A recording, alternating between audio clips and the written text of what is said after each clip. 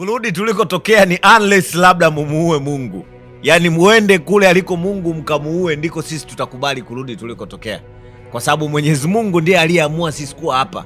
Haijalishi wewe ni takataka kutoka wapi, upendi kuniona, upendi kuona mafanikio yangu, upendi kuniona na shine, ukiniona unadhani nitakuja kuharibu biashara yako kwa sababu mimi ni mkubwa au nina nyota kali kuliko wewe.